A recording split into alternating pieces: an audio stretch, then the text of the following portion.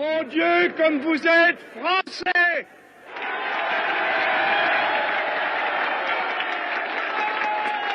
Vous êtes français. Dans les histoires qu'on raconte sur le général de Gaulle, on oublie très souvent de raconter que c'est quand même un sacré dragueur. Nous sommes en 1963, Stevie Wonder cartonne avec son titre Little aux États-Unis.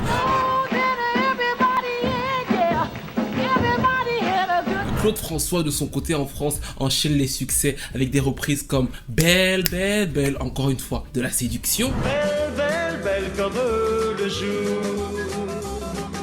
Et peut-être que Charles de Gaulle s'est inspiré de lui pour pouvoir faire son petit numéro. Mais son petit numéro à lui, ce n'est pas pour mettre les filles de moins de 14 ans dans son lit. Moi je dis Hagra. Non, Charles de Gaulle, lui, il veut séduire pour son pays. Il veut séduire parce que l'empire colonial français s'effondre. Toutes les colonies africaines s'en vont. Dans la précédente vidéo sur les tubes africains, on a parlé du Congo, du Cameroun, de la Côte d'Ivoire. On essaie de retenir les Algériens, mais ils ne vont pas se laisser faire. Et on sait ce que ça va créer en 62. Début des années 60, tout le monde quitte le navire, ça ressemble à la carrière de Katy Perry, ça coule de partout. Hagra.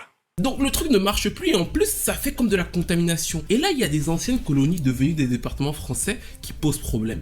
La Guadeloupe et la Martinique notamment. Et il y a un risque de contamination parce que la population est extrêmement pauvre. Il y a une jeunesse qui n'a clairement pas les mêmes accès que ceux de la métropole. Et il y a des mouvements indépendantistes qui montent de plus en plus, inspirés par les mouvements africains, mais aussi inspirés par les mouvements de rébellion aux États-Unis contre le système racial. Donc là, la France se dit merde, il faut qu'on fasse quelque chose pour les Antilles. Et c'est là qu'ils vont créer l'une des raisons qui va faire en sorte qu'on revienne sur plusieurs tubes antillais et africains dans cette vidéo, à savoir le BUMIDOM. C'est le bureau pour les migrations intéressant les départements d'outre-mer.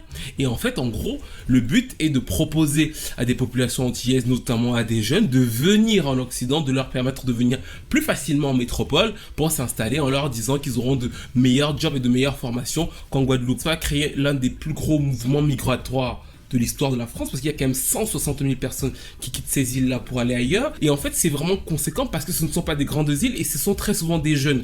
Vous pourriez vous dire comme ça, bah oui, Stevie, tu nous as dit que ces gens souffraient, bah s'ils souffrent, on les amène en métropole et bah ils vont avoir de meilleures chances dans la vie. Ce qui est pas totalement faux parce que ils vont faire des formations, mais très souvent, c'est des formations pour devenir infirmier, travailler à la poste. Il y a le boom économique aussi en France, c'est-à-dire que nous sommes encore dans les 30 glorieuses, donc on a besoin de main d'œuvre, donc on les ramène souvent pour des formations assez spécifiques sur des métiers pas super glorifiants. Vous allez encore me dire, oui mais Stevie c'est mieux qu'en Guadeloupe ou en Martinique, il y avait peut-être pas de job et tout, c'est pas faux. Mais le point le plus crucial de l'affaire est bien évidemment de casser l'indépendance. Si je te prends ta jeunesse, je la fais venir à moi, tu ne peux pas te battre.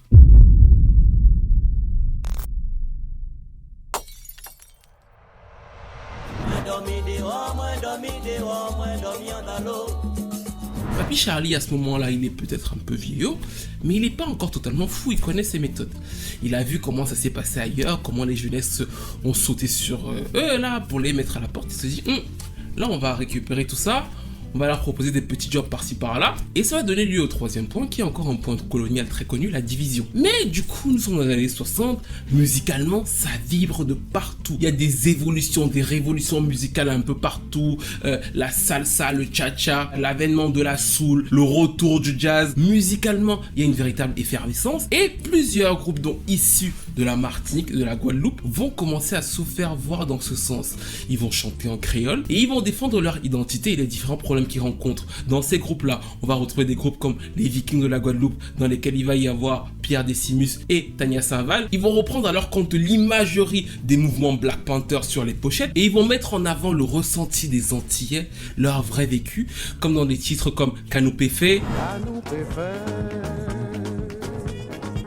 qui raconte en fait les difficultés que retrouvent les Antillais pour trouver véritablement du travail. Ce sont des groupes souterrains, c'est-à-dire qu'ils sont quasiment que écoutés dans la communauté antillaise, il n'y a pas d'apparition médiatique, ils font des petites tournées mais il n'y a pas non plus une grosse emphase autour de ça. C'est vraiment ces enfants du pays qui ont le mal de chez eux parfois, qui écoutent ça et qui comprennent finalement les paroles parce que ça leur parle, c'est leur histoire et c'est leur langue. De l'autre côté, il y a encore des groupes comme La Perfecta et dans cette symbiose là, en 1975, il va y avoir un tube qui va vraiment iconiser ce mouvement, c'est la chanson Moi dormi dehors. Excusez-moi pour mon accent parce que je vais pas que vous... j'ai pas l'accent entier donc vous le savez donc voilà vous allez faire avec. C'est le titre au mois de d'ailleurs que j'ai découvert seulement il y a 3 ans. C'est le groupe Super Combo et c'est vraiment un groupe dans cette mouvance là qui réunit plusieurs musiques de l'époque, un peu inspiré du funk, de la rumba. Ils mélangent plusieurs styles musicaux mais surtout ils portent en eux la désillusion de ces milliers de jeunes qui sont arrivés en France et qui très souvent donc du coup se sont retrouvés complètement dans la misère parce qu'en vérité ça veut dire j'ai dormi dehors. Et je sais que ça peut vous paraître bizarre pour peut-être des gens qui n'ont pas connu l'Afrique ou je pense les Antilles. Là je parle pour l'Afrique, mais c'est rare en vérité en Afrique de dormir dehors. Ça veut pas dire qu'il n'y a pas des gens qui le font, mais c'est rare parce que je pense que surtout dans ces années-là, il y a toujours un endroit où tu peux dormir. Il y a des gens qui sont SDF, je suis d'accord, mais il y a quand même toujours un endroit où tu peux dormir. Donc du coup, le symbole de dire je suis arrivé en Occident, il y avait cette froideur, c'est-à-dire que au-delà de la pauvreté, j'ai dormi dans le métro, j'étais complètement perdu, j'étais désillusionné par rapport à la vie qu'on m'a vendue et en plus déraciné. Le titre va avoir un écho formidable et va devenir un classique en fait. C'est devenu un classique de la musique antillaise. Vous voyez qu'il a énormément de vues sur YouTube. Pourquoi? Parce qu'il a parlé, il a fait écho au mal-être d'énormément de jeunes en plus d'être musicalement très abouti. Et ce sans l'aide totale des médias français, il va devenir le porte-voix du contre-Bumidum. Ce mal-être sera aussi partagé par les intellectuels parce que Aimé Césaire notamment dira que le Bumidum était un génocide rampant, à savoir qu'il va faire déporter les jeunes martiniquais et guadeloupéens des Antilles pour les faire remplacer par des hommes blancs qui vont eux quitter la métropole pour occuper ces terres-là. En tout cas, c'est un thème qui va parcourir la musique de plusieurs groupes antillais dans les années 70. Le groupe La Perfecta aussi va le reprendre.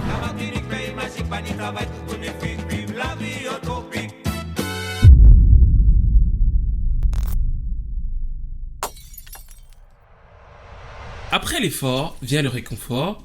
Et parfois, voire très souvent, on a besoin d'un médicament ou alors d'un petit baume au cœur. Et c'est ce qui se passe pour plusieurs groupes antillais dans les années 70 parce qu'effectivement, il n'y a pas de couverture médiatique. C'est vraiment très local alors qu'ils sont en France et que c'est donc des Français comme les autres. Et ensuite, il y a le problème de la langue. C'est-à-dire que le créole étant mal vu, le créole étant discrédité par les élites, il y a ce côté où effectivement, c'est pas très bien diffusé. Parler créole même pour des enfants antillais à l'époque, en fait, les parents veulent même pas apprendre le créole à leurs enfants parce que des fois, ils se disent que on va stigmatiser leurs enfants. Quand j'étais toute petite déjà, on n'avait pas le droit de parler créole parce que c'était considéré comme la langue de bas étage, c'était réservé à ceux qui n'avaient pas d'éducation et compagnie. Et ça, c'est encore une fois un réflexe colonial de dire que tout le monde doit parler français. La phrase de Charles de Gaulle, vous êtes si français. Et pour être bien français, il faut y aller jusqu'au bout. Il faut aussi effacer ces petites différences. Et c'est d'ailleurs illustré musicalement par le groupe La Compagnie Créole, qui est aussi un groupe antillais de la fin des années 70. Ils sortent leur premier album en 76 et qui finalement progressivement va comprendre qu'il faut changer de DA. Qui va donc devenir le groupe qu'on va connaître à partir de 82-83 avec des gros bulldozers succès totalement en français et un peu caricaturaux de ces Antilles où tout le monde va aller danser, chanter, tout est beau, c'est la plage, c'est les cocktails, le paysage, les bisous par-ci par-là. Ils vont malgré ça être parmi les personnes qui vont ouvrir la voie pour les groupes antillais dans le mainstream, en ayant toutefois une identité totalement à l'opposé de leurs prédécesseurs. C'est bon pour le moral, c'est bon pour le moral. Eux, ils sont totalement république compatibles, ça fait rire les oiseaux, ça fait voilà, tous les Français, c'est une sorte de variétoche exotique et ça prend. Mais c'est vrai que c'est pas très, vous serez d'accord avec moi, en phase avec le Bumidum et la véritable vie de plusieurs Antillais, aussi bien aux Antilles qu'en France. Et là d'un coup, il va y avoir, parce que ça se travaille depuis plusieurs années, l'éclosion du groupe Kassav. Kassav, c'est donc le groupe iconique que vous connaissez tous, avec Jacob Devarieux, Jocelyne Berroir ou encore Pierre-Édouard Décimus. Et intéressant parce que Pierre-Édouard Décimus était déjà dans le groupe Vikings de la Guadeloupe, qui était un groupe plutôt dans la revendication Black Power. Là, sur le projet Kassav, l'ambition est totalement différente. Parce qu'ils veulent réunir plusieurs éléments. Jacob a grandi à Paris, il a appris à jouer de la guitare au Sénégal. Passionné par le rock, il se découvre des appétences musicales pour autre chose quand il tombe sur un musicien africain. Donc du coup, ça sonne différemment. Pierre-Édouard Décimus a l'idée de faire un groupe vraiment pur sur la musique antillaise à propension mondiale. Et à l'époque, franchement, quand vous voyez d'où ils partent, là où ils sont obligés pour plusieurs des groupes des années 70 de fermer porte et de commencer à travailler parce qu'il n'y a tellement pas de marché, c'est totalement fou de se dire qu'ils se sont dit là, à ce moment-là, on va quand même essayer de faire une musique qui va toucher le monde entier et en plus, on va chanter en créole. C'est là donc qu'ils vont construire la boucle, c'est-à-dire qu'ils vont prendre plusieurs musiques, le compas, le goka, plusieurs inspirations de rythmes africains, le calypso. Ils vont se dire, vu qu'on est dans l'ère 70s, années 80, qu'est-ce qui marche dans le mainstream? Ils vont essayer de rajouter ces éléments-là. Ça fait un deuxième package. Troisième package, c'est que finalement, ces musiques-là, le compas et tout,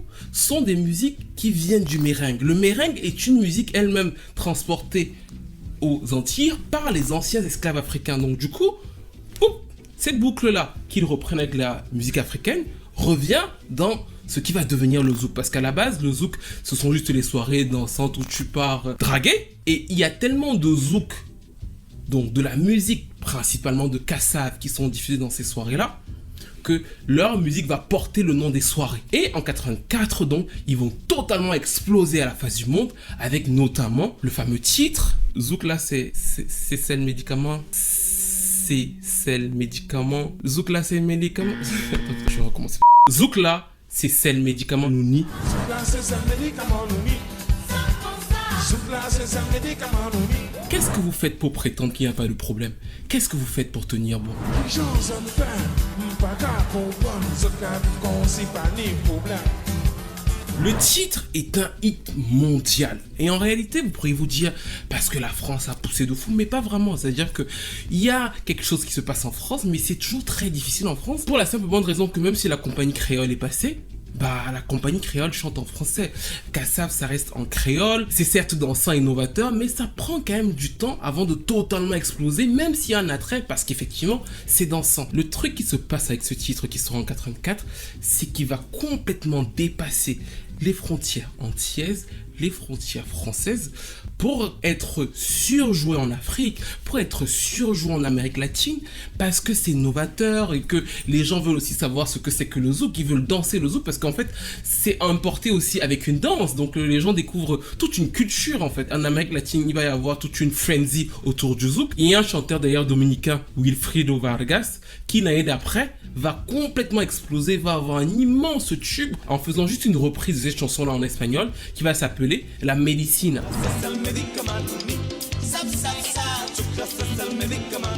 Et justement, le sens caché de cette chanson-là, vous le comprenez encore mieux avec tout l'historique de la première partie de la vidéo. C'est-à-dire que déjà, clairement, comme pour moi en tout cas, dans beaucoup de groupes de cette ère-là, Kassav c'est politique. Parce que le simple fait qu'il chante en créole est politique. C'est un acte de rébellion contre son oppresseur, même si en vérité ils sont en train de danser avec vous. Le deuxième point, c'est qu'ils dansent avec vous en vous disant que même si on danse, on sourit, il y a quelque chose qui se passe chez nous. Et c'est d'ailleurs ce qu'ils vous disent. C'est-à-dire que, en vrai les gars, c'est dur. Notre vie est compliquée. Mais le zouk là, c'est le seul médicament qu'on a trouvé. Ce n'est pas l'État, ce n'est pas les routes, ce n'est pas la France, ce n'est pas le bumidum. Le seul truc qu'on a trouvé, c'est le zouk. Et ce qu'on vous apporte, on vous partage un bout de notre culture, mais retenez bien que là où on est là, ce n'est pas facile pour nous. Et ce double message latent va être pour moi une des forces incroyables de la formation. Il y a quelque chose de fou qui se passe autour de Kassav. Ce n'est pas non plus la folie. Ah mais c'est bien, 84, 85, ils ont des petits disques d'or, ils commencent à se faire bien connaître. En France en tout cas, il y a quelque chose. Le deuxième album de 85 aussi marche bien. Et là, il y a un truc qui se passe. Ils doivent aller faire une tournée en Afrique parce qu'on leur dit que là-bas, en Afrique, là, il y a quelque chose qui se passe et tout. Et quand les Kassav vont arriver en Afrique, quand Jacob et ses potes vont descendre là, ils vont pas en croire leurs yeux parce que c'est l'une des tournées les plus iconiques africaines. On est arrivé dans le stade, par exemple, sur un char, comme le pape. Et quand on a voulu monter sur scène, les gens se sont tous mis debout, ont exigé qu'on refasse un tour, mais à pied, en courant. Ah, c'était quelque chose. Quelque chose qui s'est déclenché au niveau culturel entre les deux, Antilles-Afrique. 33 ans après leur début, le groupe Kassav évoque encore la fête et le zouk dans la tête des Africains, notamment en Côte d'Ivoire. Zouk là, c'est un médicament, oui. Zouk là, c'est un médicament, oui. Je vous invite, pour ceux qui n'ont jamais vu, à voir les images, c'est une dinguerie. Dans Créole, on entend médicament, les télé dit fausse. C'est pas encore la formation que nous on va connaître. Et là, des milliers d'Africains sortent dans les rues pour les acclamer. En Côte d'Ivoire, il y a un stade de 100 000 personnes. Au Congo, au Cameroun, ils font pas une ville. C'est-à-dire qu'ils vont à Yaoundé, à Douala, à Limbé. Il y a des millions de personnes qui les acclament. C'est-à-dire que c'est un raz-de-marée. Et du coup, le fait qu'il y ait ce raz-de-marée là en Afrique, bizarrement, va remettre de fou les projecteurs sur eux. Le fait qu'ils retournent en Afrique, ce qui va être très important pour eux, Jacob de Barrieux va toujours dire tout au long de sa carrière d'ailleurs que c'est un des moments phares de la carrière de Kassav, ce retour en Afrique, parce qu'il redécouvre ce qu'est l'Afrique. C'était impressionnant, c'est-à-dire qu'on a vécu des choses qu'on n'osait même pas raconter en rentrant, quoi. On pensait pas qu'on était aussi connus là-bas. On nous a dit oui, il y a des ministres qui ont levé leurs chaussures pour danser, tout ça. Oui, mais à l'époque, aux Antilles, on n'avait jamais eu de ministre. Quand on lui demande dans une interview, il dit « J'ai vécu au Sénégal quand j'étais gamin, voisin m'a appris à jouer de la guitare. » Pour l'anecdote, son petit frère est le bassiste actuel de Youssou N'Dour. J'ai découvert la musique au Sénégal puis en France avec le rock. J'ai travaillé avec des musiciens africains en France, camerounais, ivoiriens, sénégalais. Ça m'a beaucoup apporté. Quand j'ai commencé à voyager avec Kassav, à l'époque, on n'avait pas idée que les Antillais sont africains, car l'histoire a été écrite comme ça. On apprenait aux Antillais qu'ils ne sont pas africains. Ils sont noirs, mais ils sont différents. Ils se sentaient blancs. Quand je suis allé en Afrique, j'ai eu une sensation bizarre. Ça a réveillé plein de choses. Et ils ont complètement changé l'avenir de notre formation. On voit des gens qui ont la même couleur que nous, qui ont la même culture, un passé que nous n'avons pas. Pour nous, c'est comme si notre histoire commençait par l'esclavage. Celle des Africains commence à des millénaires. L'accueil des Kassav dans les différents pays africains est fou. Et d'ailleurs, il y a une déclaration qui est géniale au vu de l'histoire. Et quand on se rappelle des propos de Charles de Gaulle, et quand on comprend ce qu'est Kassav, c'est que l'un des ministres ivoiriens à l'arrivée des Kassav va dire « C'est le retour des enfants prodiges ». On ne savait pas ce que c'était d'être adulé, on se demandait ce qui se passait, puisque on est tombé dedans comme ça.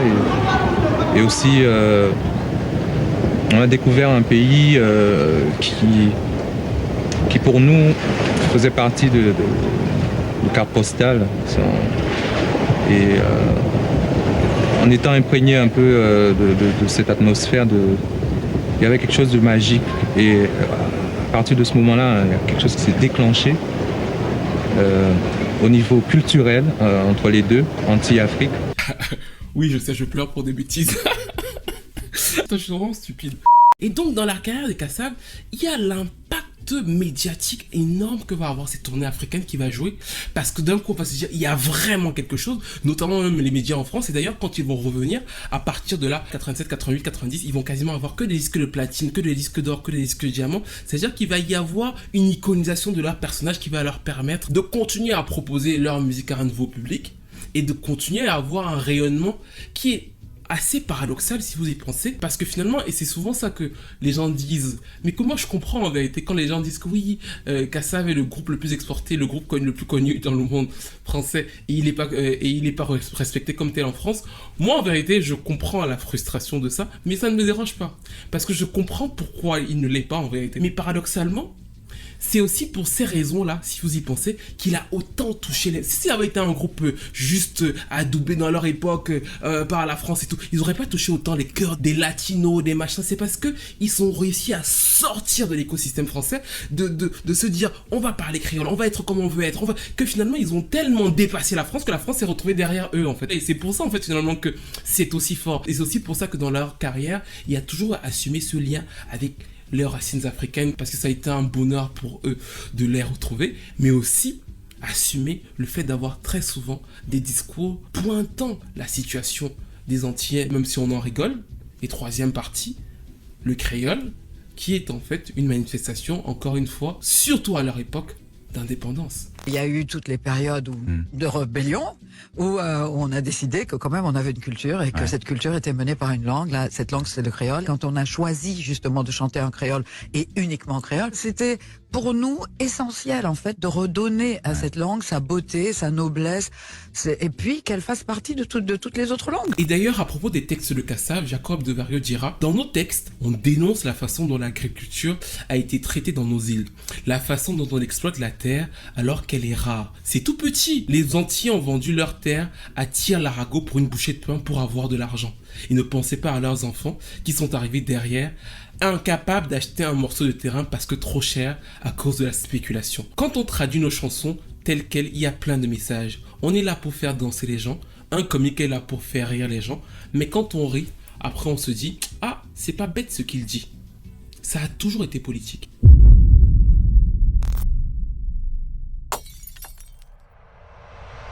Après le départ des Kassav de l'Afrique, il y a quelque chose qui se passait incroyable. C'est comme une onde de choc pour plusieurs musiciens africains déjà, parce qu'ils se disent franchement, on peut le faire. C'est inspirant de voir d'autres gars comme nous qui sont noirs. De la même façon que Jaco de Vario disait, c'est incroyable, chaque Antillais, c'est une phrase qu'il dit, c'est pas moi, il dit chaque Antillais devrait aller dans une ville africaine parce que c'est beau de voir des villes avec plein de personnes qui nous ressemblent et beaucoup plus grandes que les nôtres, ça vient de lui. Bah en fait, il y a ce côté où chez plein de chanteurs africains, on imagine qu'ils se disent, bah en fait, s'ils ont réussi à à créer un style musical, à être aussi fort dans leur langue, à revendiquer quelque chose, bah en fait, faut qu'on suive leur pas. Et donc du coup, le zouk devient la musique sur laquelle tout le monde va tourner. Tous les musiciens africains qui arrivent à Paris, tous les petits musiciens, Olivier Ngoma, Monique Seka, tout le monde qui arrive à Paris veut une synergie avec les chanteurs de zouk, savoir comment ça se passe, ce qu'ils peuvent apporter. Et Jacob de Vario est très ouvert à la chose. D'ailleurs, c'est Jacob de Vario qui travaille sur l'un des premiers albums de cette troisième partie. C'est un des premiers disques afro-zouk qui s'appelle 100% Terreur, dans lequel il fait produire avec d'autres artistes des titres de zouk mélangés à de la rumba et donc chantés par des artistes africains.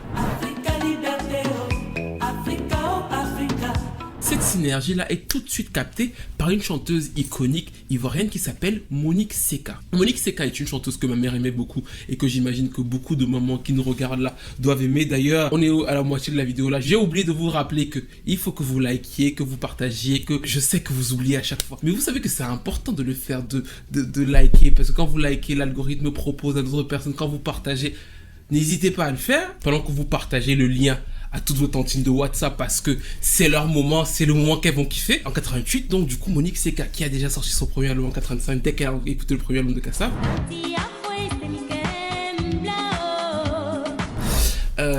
est à Paris. Et donc du coup, ce qui est super intéressant et important sur ce mouvement de l'afro-zouk, c'est qu'il se fait principalement à Paris.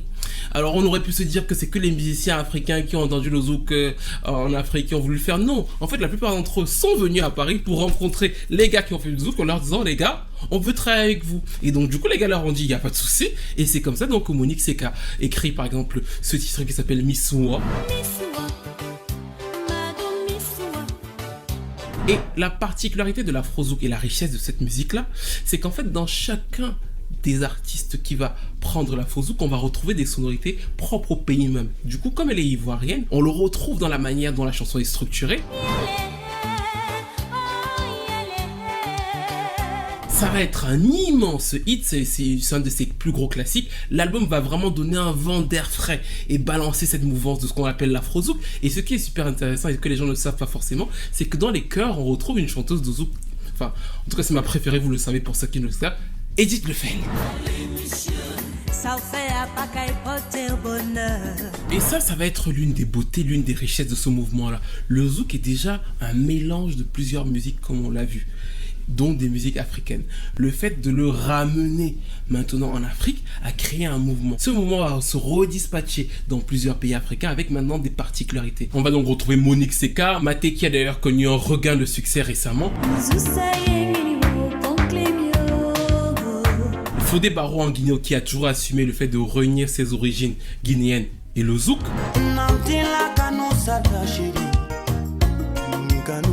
La Camerounaise Angela Tezanou qui a travaillé avec un musicien antillais, Thierry Fanfan, pour plusieurs de ses singles.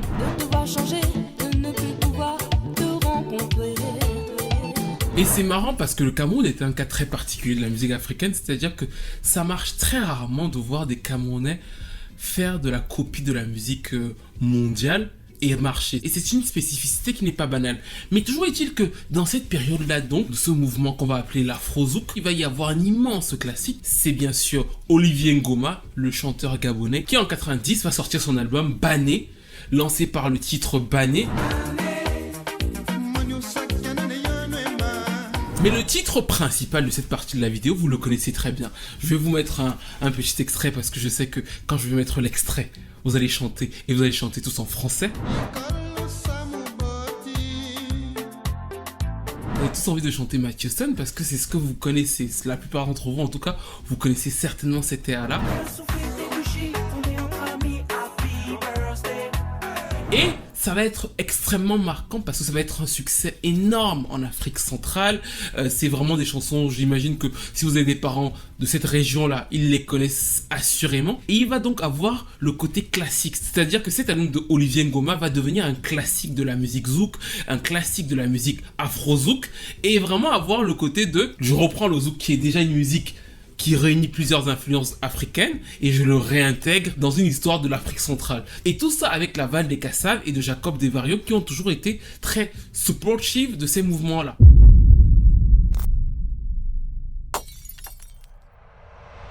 Maintenant, comme tout grand monument musical, le zouk, qui est lui-même un bébé de d'autres mouvements musicaux Afrique, Antilles, a donné lieu à d'autres bébés de mouvements musicaux qui ont notamment touché l'Afrique, les Antilles, la France, le monde entier. Vous le voyez avec Aya Nakamura qui assume de s'inspirer de titres zouk, Tai qui s'inspire de titres zouk, Joey Jetfilet qui est l'un de mes préférés qui mélange ça aussi avec du compas.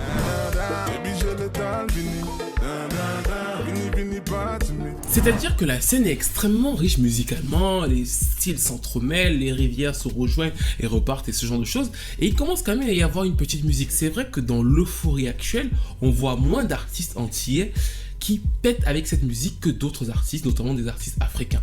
Et c'est une musique qui commence à créer une sorte de tension. Je la retrouve dans de nombreux débats, comme justement, encore une fois, cette semaine avec la petite Théodora, qui fait son petit buzz. Moi, je la vois beaucoup sur TikTok. Elle me fait beaucoup rire, donc j'ai beaucoup de sympathie pour elle à la base, je l'avoue. Mais en gros, elle a sorti une chanson qui s'appelle Congolese BBL.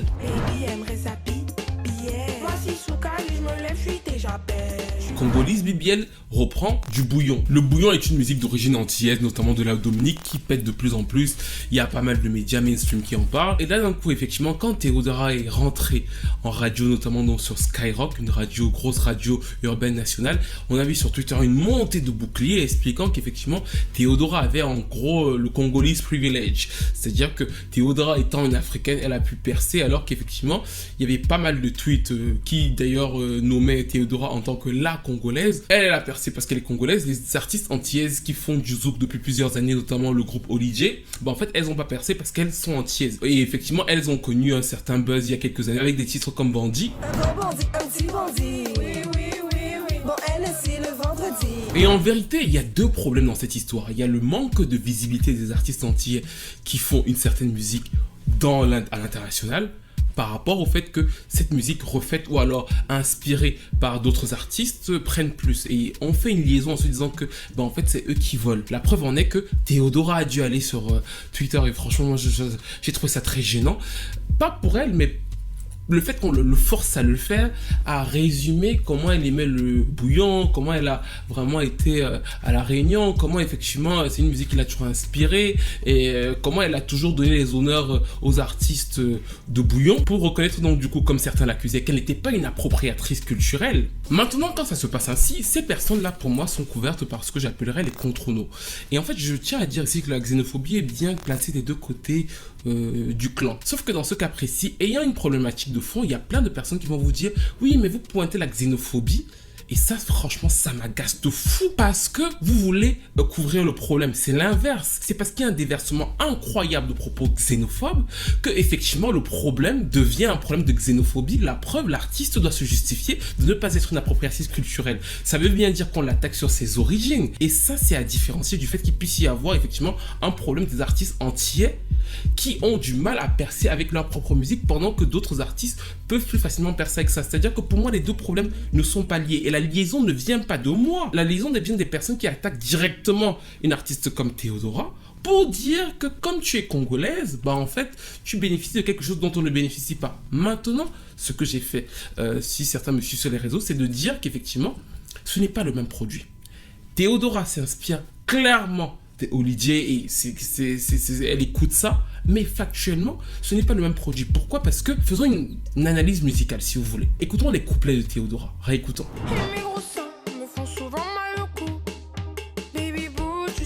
Je sais pas si Luz and the Yakuza peut passer par là. Franchement, si Luz, si tu passes par là, est-ce qu'on n'est pas d'accord, toi et moi, que t'aurais pu poser comme ça? C'est-à-dire qu'il y a un côté très variétoche. Écoutez bien, limite même Alizé, il y a un petit truc, une mélodie super variété.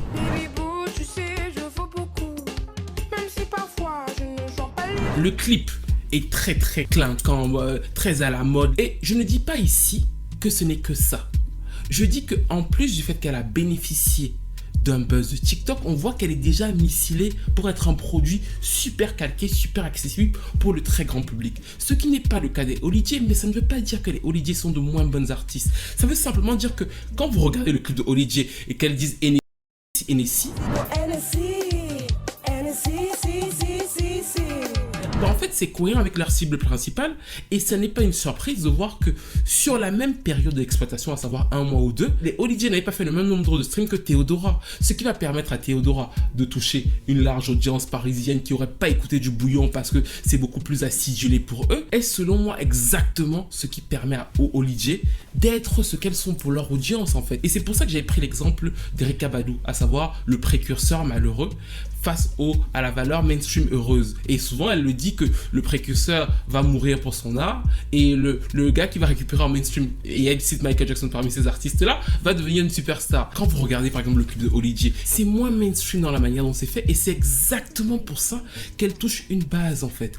Elle parle en créole et ça m'a fait cela, j'ai hurlé. J'ai vu des gens qui m'ont expliqué que non mais le créole n'a jamais été un problème pour être diffusé sur les radios françaises. Je me suis dit qu'en fait, ça veut dire que là c'est grave, ils ne comprennent même pas donc du coup l'histoire des Kassav parce que là c'est catastrophique. La raison pour laquelle justement Jocelyne Berroir vous dit de chanter en créole, c'est parce que c'est plus difficile en créole. Elle défend quelque chose, une identité en fait. Le fait que les gens aient cité Angela et qu'ils aient cru que comme il y a certains titres créoles qui passent, qui ont eu du succès, et je n'ai pas dit que des titres créoles ne peuvent pas avoir de succès, j'ai dit, et c'est vraiment important de le comprendre, sur un titre français calqué mainstream, vu que c'est vous qui avez fait la comparaison, pas moi, que vous comparez un titre en créole avec des codes beaucoup plus entiers, bah en fait le titre beaucoup plus mainstream va marcher mieux. Mais je n'ai jamais dit que comme le titre serait en créole, il n'allait pas marcher. En revanche, le fait de ne pas comprendre que oui, ça peut être une problématique de chanter en créole, c'est l'ultime preuve, encore une fois, de ma phrase qui dit que le colon retient, le colonisé oublie. Et c'est extrêmement dangereux. Et on pourrait même aller plus loin parce que j'ai aussi expliqué que l'une des difficultés aussi pour ce genre d'artistes comme Olydje et plusieurs autres artistes de zouk entier d'ailleurs, c'est que souvent, ils vont vouloir passer mainstream, c'est-à-dire que tu fais du zouk, voilà, et tu te dis, bon, maintenant que les autres font ce qu'ils font, est-ce que je peux faire la transition ? Et j'ai dit que très souvent, ça peut aussi être une difficulté pour eux. J'ai pas dit que c'est le problème du zouk, j'ai dit que c'est un des problèmes qu'on peut rencontrer certains artistes. C'est que souvent, tu as ta base fan zouk, dancehall ou bouillon qui aime ce que tu fais sur ça. Et après, toi, tu vas faire du Théodora ou quelque chose de plus mainstream. Bah, en fait, quand tu vas faire du Théodora ou quelque chose de plus mainstream, ils vont t'abandonner. Et quand je dis ça, les gens disent, oh mon Dieu, comment il peut dire ça? Mais en fait, c'est l'histoire de toutes les musiques noires qu'on a vues. Il y a toujours quelque chose d'éminemment politique dans les musiques noires. C'est l'histoire de Ciara. Ciara peut encore avoir des tubes, mais vous voyez très bien que Ciara, chaque fois qu'elle a un single qui marche, les Afro-Américains la retiennent en disant que toi, tu seras toujours notre fille du ghetto. Et les Antillais, comme beaucoup d'autres communautés noires, n'échappent pas à ce phénomène. Dans le livre de Jocelyne Berroir que je lisais, elle disait, lors du second album de Kassav, bah en fait, il signe chez Sony. Et dès qu'il signe chez Sony, on a droit à des Kassav va imploser, c'est le serpent qui se mord la queue, l'arbre qui cache la forêt, Kassav perd la tête, Kassav est de moins en moins guadeloupéen, Kassav trahit la Martinique, Kassav nous échappe. Notre signature, c'est Sony, va donner à certains médias le prétexte pour s'en prendre à nous. Mais en fait, c'est pas parce que les Antillais sont plus mauvais que d'autres, c'est parce que c'est logique en fait. Ça ne veut pas dire que les Kassav ne sont pas devenus ce qu'ils sont devenus. Ça veut dire que le fait souvent de faire cette transition-là peut aussi être un argumentaire difficile parce que le public aime ce que tu représentes d'abord pour eux. Même pour les artistes afro-américains, c'est pas une transition facile, c'est préparé, structuré. On y pense très longuement en fait. On l'a vu dans des dizaines de vidéos. Mais ce que je viens de vous dire n'aura aucune valeur parce qu'on est dans une croyance presque spirituelle. En revanche, ce que moi je veux pointer, c'est que cette croyance est dans la division. D'ailleurs, il y a une chanteuse de zouk qui a fait une polémique récemment en disant qu'on lui avait volé un titre. D'ailleurs, elle m'a pas mal attaqué. Et d'ailleurs, vous m'avez jamais vu répondre ou quoi que ce soit et je ne le ferai pas parce que je ne clash pas les artistes. Je pense que quand tu es artiste, fais des tubes, ne me clash pas parce que surtout que si je la clashais, si je vous donnais ma version, je suis pas sûr que vous sauriez encore à danser pickpocketos, enfin bref. Par contre, elle a fait une polémique sur une chanson qu'on lui a volée. Bon, c'est son droit. Plus la polémique a avancé, on a vu venir la même chose. C'est-à-dire que au début, on lui avait venu une chanson, c'est fini à la fin. Et j'ai bien aimé la formule parce qu'elle était drôle. Que font les sans-papiers du Zouk dans le Zouk? C'est-à-dire que Nestlé, Marvin, Stevie, j'étais même cité, j'étais honoré d'être cité. Les sans-papiers du Zouk doivent sortir du Zouk. Vous ne devez plus parler du Zouk, vous ne devez plus faire du Zouk. Cette même chanteuse vient de sortir un album que j'ai écouté parce que j'écoute pour savoir ce que ça donne. C'est un album d'afro. Elle a repris plusieurs de ses tubes et moi je trouve qu'elle a une voix incroyable. Donc j'écoute sa musique avec respect. Et les chansons étaient tout en afro. Et ce n'est pas grave qu'elle fasse de l'afro. En revanche, ce qui me gêne, c'est cette petite musique qu'on laisse distiller à chaque fois qu'il y aurait une opposition entre artistes africains et artistes entiers sur de la musique. Oui, Taïk a tenu des propos qui sont pas forcément glorieux sur de la musique Zouk. Oui, Dadju les a tenus aussi, mais même moi, par rapport à ce que je vous dis, j'ai énormément appris sur le Zouk. Et vous savez, une fois, comme ça, là, j'étais chez moi, j'avais fait un truc sur le Zouk, je sais plus ce que j'avais fait. Moi, je connaissais que le Zouk bien des années 2000, les artistes Zouk mainstream. J'avais écouté les albums et tout. Pour moi, c'est les chanteurs de Zouk, voilà. Et un jour, il y a une chanteuse qui s'appelle Nestlé qui m'envoie un message qui me dit je suis pas d'accord avec toi, On s'est pris la tête, mais de fou. Et je lui dis, mais tu es qui, toi? Et Vénus des boîtes de nuit. Tu crois quoi, toi? Tu me parles comment et tout? Et elle me parle mal et tout, et je lui parle mal et tout. Histoire vraie. Mais elle me pique à la fin parce qu'elle dit, tu es trop cultivé musicalement pour pas connaître le Zouk et tout. Je dis, ça m'a piqué. J'ai commencé à écouter plein de musique. Et je peux vous dire, j'ai appelé Kesha, j'ai dit, Kesha, envoie-moi des albums et tout, envoie-moi des trucs et tout. Il m'envoie des listes. Il me dit, parle à tel ingénieur du son, parle à telle personne. Du coup, j'ai demandé à Laurence aussi, est-ce que tu peux me faire une liste de chanteurs de ceci? Donc, du coup, j'ai appris plein de petites choses. Et c'est comme ça que je me suis dit, mais en fait, c'est ça. Parce que si vous y pensez, le fait que Taïk et Dadju, peut-être, reprenons, ont eu des propos déplacés sur le Zouk ou ne le comprenaient pas totalement, c'est aussi parce qu'on a quasiment tous grandi quand même dans cet écosystème, parfois de voir le Zouk à travers des singles de cette musique. On n'a pas médiatiquement cette image du fait que le Zouk, c'est finalement une révolution non coloniale. C'est une petite île, c'est des gens d'une petite île qui réussissent à créer une musique en parlant dans leur langue alors que c'est pas forcément le plus accepté sur le mainstream et qui réussissent à toucher le monde entier. Et la beauté de l'histoire, ce qui m'émeut de fou dans cette histoire, on n'est même pas à l'heure d'internet. Les Africains, leurs frères de là-bas, leurs anciens frères leur disent que les gars, merci, on vous a compris. Alors qu'ils ne comprennent même pas le créole, mais ils comprennent la musique de leur cœur. Les latinos de l'autre côté disent que les gars, on vous a compris avant même que l'Europe ne comprenne. Quelques mois, la chanson se propage sur le continent africain avant de devenir un tube planétaire. Symbole fort, la métropole, qui jusque-là ne s'intéressait pas à la musique de Kassav, tombe enfin sous le charme du groupe. On va faire pratiquement toute l'Afrique, quoi. Ouais. Dont l'Afrique du Sud. Ouais, dont l'Afrique du Sud. Bien. Bah maintenant on peut, quoi. Maintenant on peut y aller. Ouais. Et puis après on va aller aux Antilles. Ouais. Hein, après on va venir en France.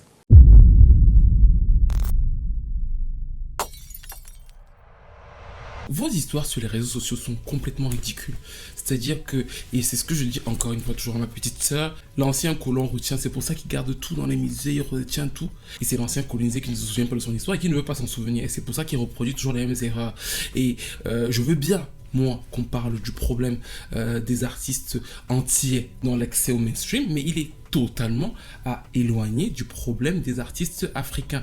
Sauf que c'est beaucoup plus facile pour vous de commencer à jouer le même schéma du nègre de maison. Oh non, toi, il t'aime plus que moi. Oh non, il me t'aime plus que moi. Sauf que si les Africains des années 80, qui n'avaient même pas la synergie que vous avez la possibilité d'avoir, avaient fait ça avec les Antillais, ils avaient dit non, les Antillais ça marche en France, donc du coup, vraiment on va être jaloux. Ils n'auraient même pas pu profiter du moment qui était un moment historique parce que c'était une musique créée par des gars. Enfin, c'est un truc complètement dingue l'histoire en réalité.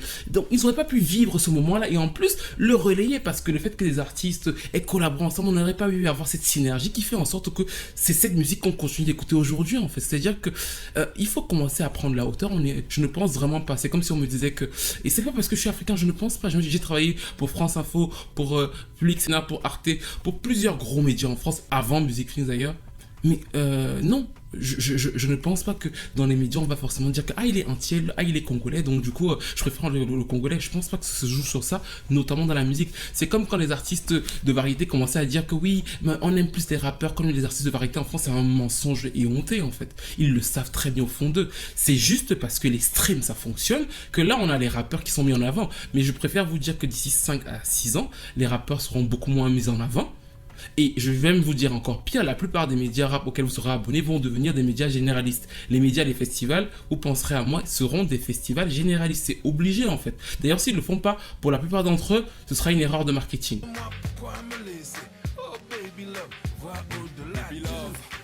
Mais justement, je pense que l'une des choses, je dis bien l'une des choses, parce que moi je ne traiterai pas du problème de la musique antillaise sur la musique française. En partie, je vous ai donné des éléments, mais je ne vais pas le faire. Surtout que j'ai déjà refusé plusieurs colloques. Vous savez, les colloques où ils s'assoient pour parler du zouk là. J'ai refusé d'en parler aussi parce que je ne veux pas être relayé dans le fait de dire que j'empêcherais quelqu'un d'antillais de le faire. Enfin, je trouve que c'est des balles ridicules. En revanche, je pense que oui. L'une des choses, c'est que nous sommes dans la période du streaming. C'est-à-dire que je ne pense pas que les artistes africains soient plus aimés que quiconque, au contraire, mais on voit bien que le streaming se joue de plus en plus en communauté. D'ailleurs, Internet se joue en communauté. Donc le stream aussi agit comme ça. C'est-à-dire que les plus fortes communautés, d'ailleurs j'ai dit à une amie qu'elle aurait dit Théodora Cameroun BBL, la communauté camerounaise, c'est pas sûr qu'elle aurait soutenue comme ça. La communauté congolaise est une des communautés au-delà de TikTok, les plus riches musicalement, les plus actives, on les respecte de fou par rapport à ça. Donc forcément, on sait que voilà, ils ont une synergie incroyable. Donc l'effet, rien que le dire congolaise BBL, est déjà un peu hype pour la manière dont cette communauté-là s'active sur les réseaux sociaux. Je parle bien en Occident. Ça ne veut pas dire qu'ils sont plus nombreux que les Antillais. Je dis juste comment ça s'active. Vous voyez bien avec Fally, Poupa, enfin il y a voilà, une richesse et un soutien culturel incroyable. Donc déjà, je pense que l'afro là qu'on voit, c'est aussi parce qu'il y a les streams. Et l'une des choses que je peux dire, c'est que effectivement pour certains artistes antillais, je dis bien certains, bah ils sont moins nombreux. À Bouaké, je crois. Et là, il y avait 25 000 personnes. Je ne sais pas si vous imaginez, nous on vient de petites îles où il y a 450 000 habitants. On dit qu'il y en a 25 000 sur un stade. C'était carrément incroyable, quoi. Et là, c'est le coup de foudre. Ah, non, mais déjà, on a un lien avec l'Afrique.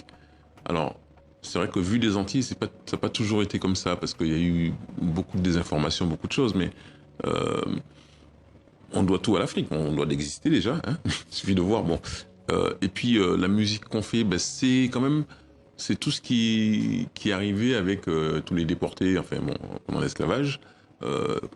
Évidemment, qui ont évolué autrement. Vous savez, c'est les cousins, voilà, on n'a pas grandi dans le même territoire, mais la musique qu'on fait, c'est de la musique africaine. Hein. Et les Africains se sont reconnus dedans. C'est un truc pour nous qui était carrément... Justement, vous avez... Donc en fait, communautairement, ça peut peut-être être plus difficile dans l'impulsion. J'ai dit bien, c'est une des raisons. Juste le nombre. Là, j'ai vu récemment que les Camerounais et les Ivoiriens se battaient en nombre de streams. Et j'ai vu qu'en 10-15 jours, ils faisaient des 10-8 millions de streams juste parce que deux pays s'affrontaient sur des chansons qui étaient même pas ouf en réalité, sur le nombre de streams. Donc on voit bien que ça se joue de façon de plus en plus communautaire, ces affaires-là, parce qu'on est sur les communautés des réseaux sociaux. Et donc je me dis que, sachant que les artistes antillais, pour beaucoup, sont des précurseurs, qui souffrent peut-être dans cette période du stream d'être moins nombreux, une des choses par exemple serait de dire que Théodora, là elle a sorti Congolaise BBL, elle peut faire un remix avec Oli J. Je ne le dis pas de façon bisounours, elle fait le remix avec Oli J, les Oli J peut-être vont faire un clip avec elle, ça va permettre à un autre public de découvrir Oli J. Oli J de son côté, ça va leur permettre d'avoir une nouvelle audience et de se dire que bon, je peux à la fois garder mon audience antillaise et commencer à préparer aussi un décalage vers le mainstream parce que la nouvelle audience sera plus réceptive de les voir passer de l'autre côté. Donc en fait, il y a plein de synergies à faire. Aya Nakamura fait venir Kim sur son dernier album.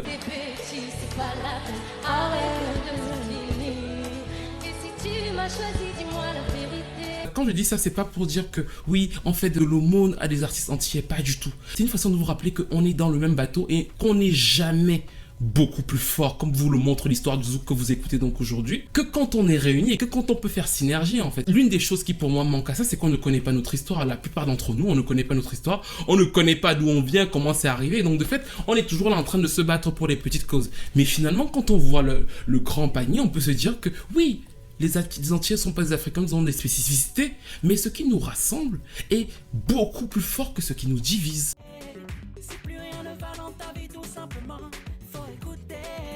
Matthew Stone aujourd'hui, il a beaucoup de défauts. Beaucoup de défauts. Mais il a toujours assumé son côté antillais, West Indies, enfin voilà. Tous les albums de Matthew Stone, il y a toujours un titre où il rappelle vraiment ce côté-là, voilà. Mais je me rappelle que quand il avait fait l'album Racine, en 2012, il avait fait quelque chose qui est toujours inédit et qu'on ne lui reconnaîtra jamais. C'est-à-dire qu'en 2012, nous sommes encore en pleine onde de Fleury et tout ce genre de choses, mais il capte quelque chose. Il capte que l'afro est en train de monter, son album s'appelle Racine. Et je trouvais que c'est intéressant que lui, qui est quand même antillais, quand il vient avec son album Racine, les singles étaient des titres afro. Et personne ne s'est demandé, mais pourquoi est-ce que, justement, c'est-à-dire que le premier single, c'était le titre de P-Square, Positif que vous connaissez, et le second, C'était le titre qui samplait Olivier Ngoma, auquel il donne d'ailleurs un RIP à la fin.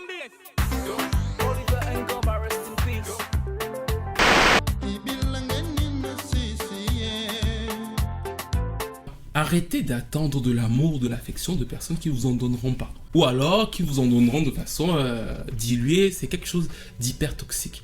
En revanche, vous pouvez, et je vous encourage à le faire, vous repenser votre schéma et vous rendre compte que par exemple, en ce moment, les Antillais se battent contre la vie chère parce que les produits aux Antilles sont extrêmement chers. Si simplement, au-delà d'autres choses, au nom du zouk, au fait que nous écoutions tous le zouk là partout, nous étions tous capables de nous en rendre compte et de descendre dans la rue avec eux. Ce n'était pas que les Antillais qui étaient dehors. Si nous étions tous dehors en train de nous dire ouais là bon on sort de chez nous, en Afrique aussi peut-être que voilà tous les zoukers là connaissent leur histoire, ils se disent que ah en fait mais attends, parce qu'ils connaissent leur histoire, ça va complètement changer les choses parce que les gens vont pas dire non on est entier ou ils vont se dire on comprend ce qu'ils vivent parce qu'on l'a vécu et donc du coup on veut qu'ils soient respectés. De toute façon on a créé un style musical mais on n'est pas parti de rien, on est parti de musique qui existait déjà.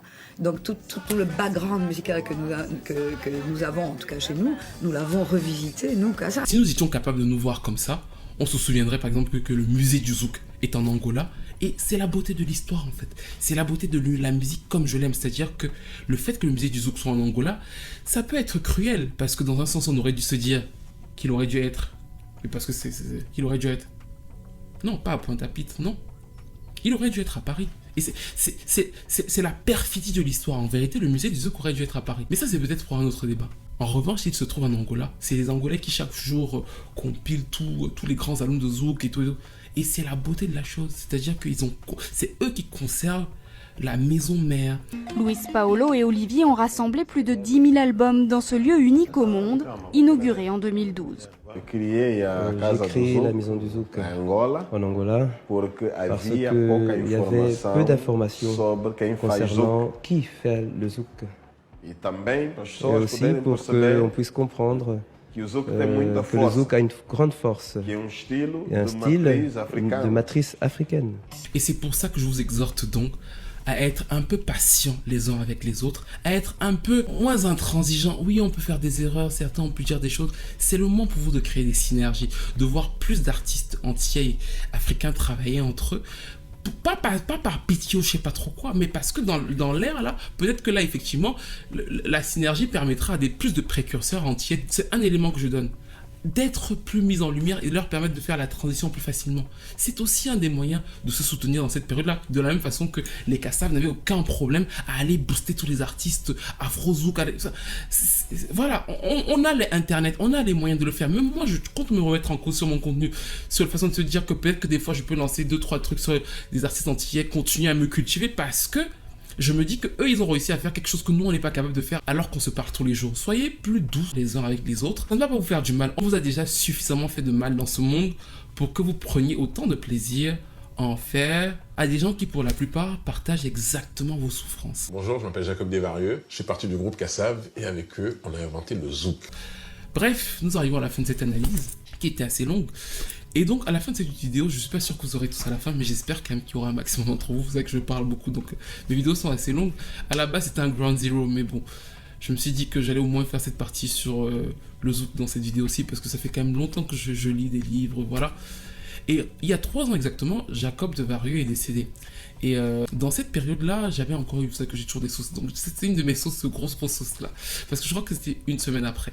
Mais j'avais une idée, parce que je trouvais que quand il n'y avait pas eu beaucoup pas eu grand-chose.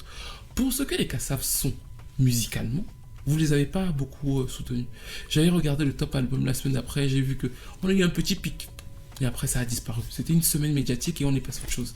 Et je me suis dit que c'est ça le problème.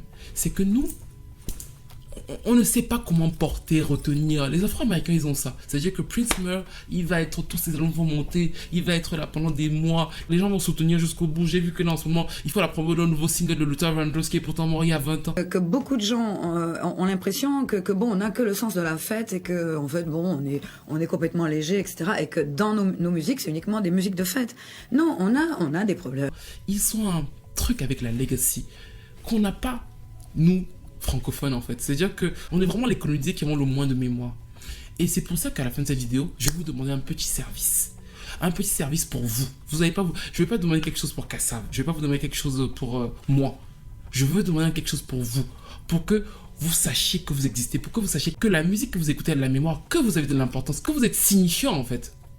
Le zouk, la musique de Kassav est devenue zouk, et en fait c'est le morceau Zoukla, c'est le médicament Nouni, qui signe, qui consacre le nom à Kassav, enfin qui donne véritablement à cette musique-là le nom zouk. Je veux que nous essayions au maximum de faire en sorte que les Kassav aient un titre dans le top 3 dans les charts français. À la base, quand j'avais pensé à cette idée, je voulais qu'on soit premier. Je me disais que les Kassav n'ont jamais eu de numéro 1 top single, alors que c'est l'un des plus grands groupes français. Donc moi, je veux pas qu'on soit toujours là en train de demander de la pitié dans les médias en disant oui, on n'aime pas assez Kassav. Tout ça, je suis fatigué en fait. Parce que de toute façon, vous allez parler de ça pendant les 10 000 colloques, ça va rien changer. Nous, ce que je vous dis, c'est que là, on est peut-être 100 000 à avoir vu cette vidéo. C'est 1 euro. Je ne veux pas que vous streamiez, parce que streamer, ça va aider. 1 euro, si 10 000 d'entre nous prenions 1 euro, 1 euro, on achète le titre des Kassav, médicament. Le zouk, c'est le médicament qu'on a pour nous pendant que tout va mal. Si on redonne un sens à cette phrase-là, dans l'ère dans laquelle nous sommes, encore une fois, je ne vous demande pas ça pour moi. Je vous demande ça parce que je suis sûr que vous avez compris comme moi, que vous avez vibré comme moi. Moi, je pleure, donc c'est exagéré. Mais vous avez vibré comme moi sur la puissance de cette histoire. Et donc, je pense que pour nous-mêmes qui n'avons pas vécu cette période, pour ma génération, alors les plus jeunes, ça peut être beau pour nous, pas parce que Kassav c'est vieux, mais pour le symbole que ça envoie, de leur redonner la visibilité qu'ils n'ont pas eue au moment du décès de Jacob et qu'ils méritent et qu'ils méritaient en fait. Ils n'ont jamais eu de numéro 1 top single en France. Offrons-leur ça, ou au moins offrons-leur d'être dans le top 10. Ça veut dire que là tout de suite nous serons un dimanche. Ça va être un peu dur parce qu'à la base je comptais lancer ça un vendredi pour qu'on ait une semaine complète, mais bon, du coup ce soir, voilà. Mais en tout cas, ce que je veux dire c'est quoi? Si vous êtes là tout de suite, je vous donne un programme. Vous allez sur Amazon ou sur iTunes, vous pouvez acheter à 1 euro. Je ne gagne rien, je ne connais même pas Jocelyne Béroir, que j'adorerais rencontrer, je ne connais aucun des membres de Kassav, je ne connais aucun des producteurs de la chanson, je n'ai pas 1 centime, rien à gagner. Je vous demande de le faire pour vous, parce que c'est beau en fait. Achetez ce titre-là de Kassav pour qu'on s'offre à nous-mêmes, pour qu'on s'offre à notre histoire, pour qu'on se réapproprie la chose d'avoir pour nous-mêmes, nous tous là, qui écoutons du zouk, un numéro 1, avec ce symbole-là précisément. Comme ça aussi l'esprit de division sort en vous. Attendez un peu, attendez, je vous baigne un peu, c'est trop. Esprit de division sort dans eux. Mettez vos fronts là sur la caméra. Allez. Allez, que ça sorte. Esprit de division, part. Non, vous me fatiguez. Enfin bref, j'espère vraiment que cette analyse vous a plu. C'est toujours un plaisir, en tout cas pour moi, de vous parler de musique, même si j'étais un peu ému à certains moments dans cette vidéo. Aussi, donc, du coup, n'hésitez pas à me donner tous vos avis comme d'habitude. N'hésitez pas à commenter, à partager. Et surtout, encore une fois, essayez de rester le plus indulgent avec moi. Et surtout avec vous, parce que finalement vous m'insultez, moi je m'en tape. Mais essayez d'être le plus indulgent avec vous et avec les uns les autres. Rappelez-vous que vous n'êtes jamais aussi fort historiquement que quand vous êtes réunis. Même si, encore une fois, je tiens à le dire, je ne nie pas les spécificités de chacun. Je ne suis pas en train de dire que les Africains sont antillais, les Antillais, ça c'est des débats qui ne m'intéressent pas. Vous vous définissez comme vous voulez. Mais en tout cas, historiquement, quand vous vous réunissez, vous êtes capable de faire des choses incroyables. Continuez à y croire, continuez à le faire. Et franchement, si vous pouviez franchement acheter le titre de Kassav médicament, si on se disait qu'on là nous sommes, franchement n'hésitez pas à le faire, parce que là je pense qu'on sera peut-être 100 000, mais imaginez si on est parmi les 100 000, nous tous là, on se dit tous on achète 1 euro, c'est rien les gars, ils vont avoir un numéro et ce sera tellement beau, parce que les médias vont se dire les Kassav sont de retour, ils ont pas parce qu'on a demandé la permission à qui que ce soit, on s'est juste installé, on l'a fait. Et à ce moment-là, c'est nous qui avons notre histoire. Merci de m'avoir écouté. Les liens sont en bio, iTunes, Amazon. Lâchez-vous. Partagez, donnez à vos tantes, oncles et tout. On essaie au maximum. Enfin, voilà quoi. C'est un peu particulier pour moi de faire ça parce que c'est un gros flop. Tout le monde va se foutre de ma gueule. Mais en tout cas, on aura essayé. Et on se retrouve très vite pour une nouvelle vidéo.